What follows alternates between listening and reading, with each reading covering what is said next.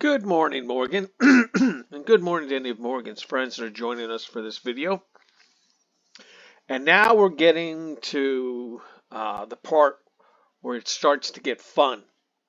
We're going to actually start modifying the tree, okay? Because it's not good enough to read the code. We need to be able to change the code if we want to make money. Right. I've got plans for you, little one. You're going to help me make a lot of money doing websites, but that for another day. Anyway, this thing started off at 4 pages and ballooned up to 14 because the manual was not going into the detail that I think we need to go into so that you can figure out what's going on. So we're going to go as fast as we can, but it's still going to take a long time. It might go, let's just try and keep it under 20. Yeah, it's that much material, but we need to do this. Come on. What's the problem? Beautiful Soup's main strength is in searching the parse tree, but you can also modify the tree and write your changes as a new HTML or XML document. Changing tag names and attributes. I covered this earlier, in attributes, but it bears repeating. You can rename a tag, change the values of its attributes, add new attributes, and delete attributes. All right, let's go into this. Okay, so we're creating here a very simple, beautiful soup object that just has one thing in it. It's the B tag. Okay, now we're going to go and we're going to say, hey, we want to look at the beautiful soup and we only want the B tags. We throw it in tag. Oh, yeah, we got it. All right, now we want to take this tag and we want to rename it from B to block quote. All right. And sure enough, that's what's happening. Now, what are we going to do here? Now we're going to modify the value in the class, right? Because what do we have here? What do we've got? We got the B tag, we got this class here, and we got this string here, right? Okay, so we just changed the name of the tag. Now we're going to go and change from the boldest to the very bold. And sure enough, bing, it changed. Let's keep going. Now, here's weird part. It's going to add a new attribute, ID. Maybe ID was there, but it didn't have value assigned to it. That might be the case. Anyway, bottom line, by running that code in the green, you add a new attribute. Okay, right. And then what do we have? We got block quote class ID string. Here, boom. Oh, hey, look, we don't like the class anymore. Let's get rid of it. Right? What's left? No class anymore. We don't like the ID. Let's get rid of it. What's left? Oh, all we have left now is the string. Okay, that's it. All right, now let's go to the modification. We're just going to keep right on going. Now we create this new tag, which is really interesting because in the book, I think it's expecting to have a header, but we don't get the header here. It just puts the HTML and the body. Okay? So anyway, so we take this A tag and we insert it. What's cool about the A tag is inside the string, it's an I tag is embedded. Okay? All right, here we go. We're going to say, what's the A tag say? We just want to look at the A tag. There it is. All right. Now that we've got the tag, now we're going to work with the tag. Okay? And we're going to change the string to say new link text. And guess what? Now the I tag is gone. Okay? Do you see that? All right. You can read this to yourself, pause the video, whatever. All right. Now we're going to create a new soup object, and all it's going to have in it is one A tag and the string foo. Right? Now here's the interesting part. So when we go to see what it does, it actually creates the HTML and the body. Right? Now what we're saying we're going to go to the soup object to tag A and work an append bar onto it. Sure enough, now it's foo bar. But here's the interesting part. It's not one string, it's actually 2 strings. That's what that is telling us. Because when we go what's the contents, what's in the A tag, it's 2 strings. Okay? Now, extend. What does extend do? We'll figure it out by looking at the output. All right, we create another soup object with the tag A tag, and it just has 1 string in it, soup, and of course it buries it inside the wraps it in the HTML and a body tags, right? So what we want to do, we want to extend the A with these 3 strings. All right, bada boom, bada bing. Now it's soups on, but when we go to look at the content, it's actually 4 strings. You got that? And then here we go. What's the contents? You got it. Soup S blank on. Okay?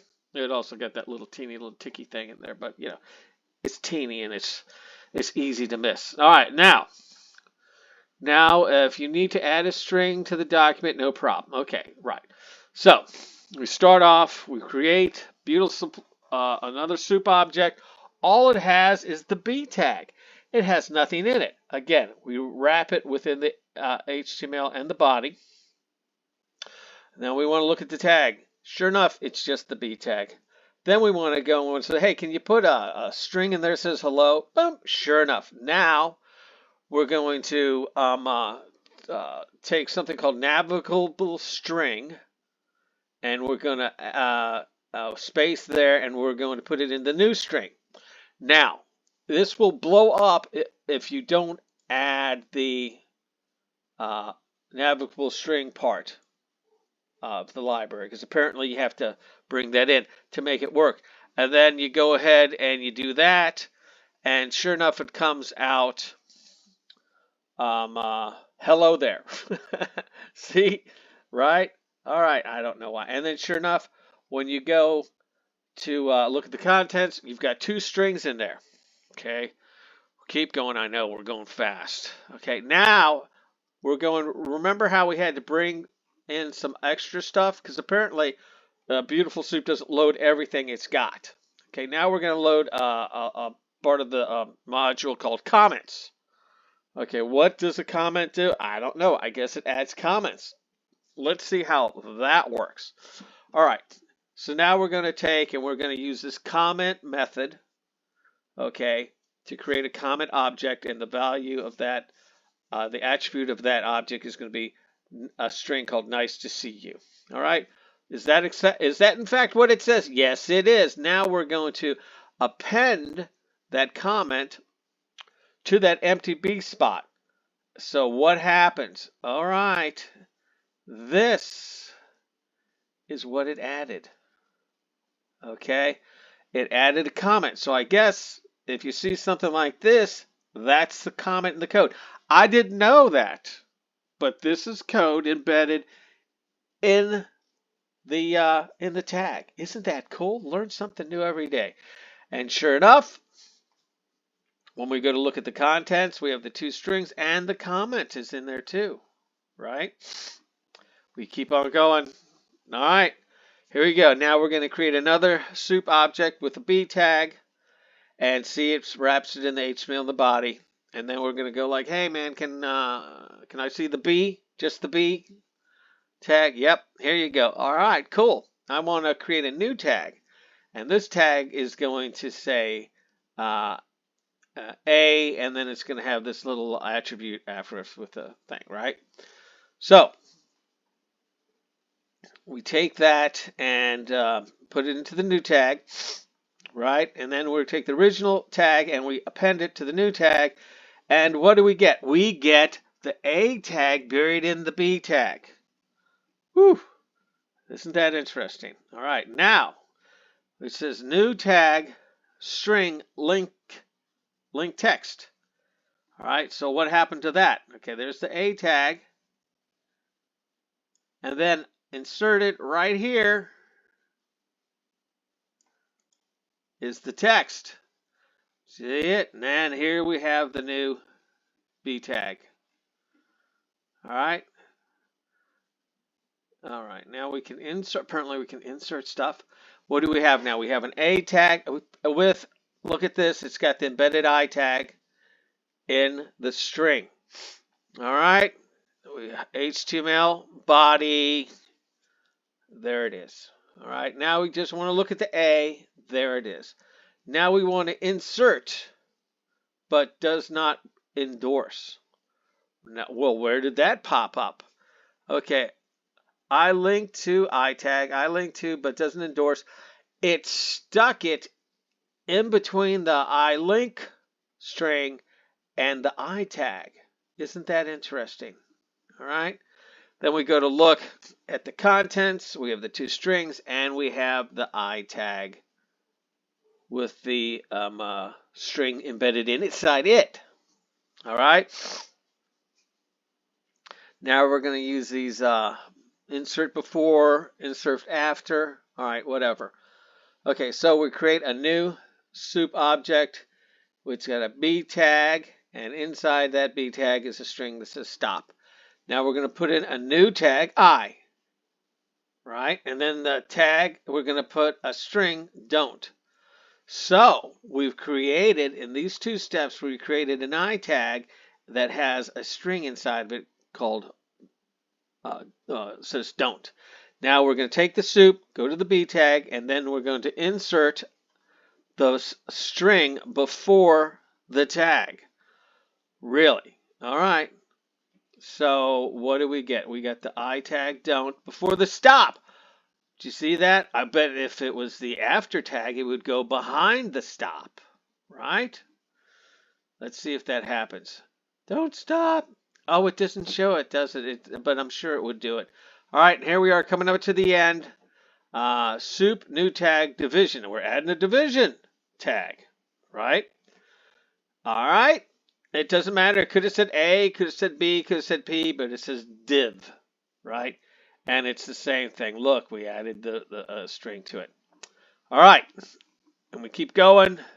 Now we're going to insert after U, after the I. So there's the I tag, and sure enough, there shows up the U after the I tag. To see how that works, B, I, insert after the I tag. Okay? All right, now we're going to say, what's the B tag look like now? This is what the B tag looks like.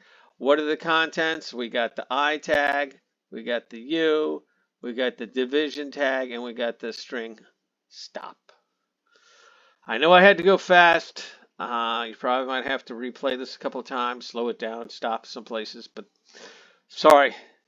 But I think we needed to step through this logic so that you could understand it instead of just jumping to the end like the manual was doing. All right, with that, let's go ahead. Here we are in the code. If you look over on the right-hand side, you see it's getting pretty big, isn't it? It's like 10, 15 pages long. Okay? It could be a lot shorter if I didn't have all those print statements in it, but you know what? If you want the code, send me an email, put a comment in the video. I've got an email account. You can send me a request and I'll email it to you. All right, and with that, let's go and wander off and look at the output. And here we are in the output. And as you can imagine, all that code generated all these display statements. Bada boom, bada boom, bada boom. If this keeps up, I'm going to have to go and start sending this to us. A flat file, a text file. I might have to start doing that. Anyway, with that, this finishes today's video. I know we went a little fast, but this is going to be some useful stuff as we progress. We're going to use all of this stuff, and every time we go to use it again and again, what you've learned today is going to be reinforced to the point where it's going to be like walking and talking. You're just going to do it without even thinking. All right? With that, go out and play. Don't get hurt. Don't get in too much trouble. And we'll see you in the next video.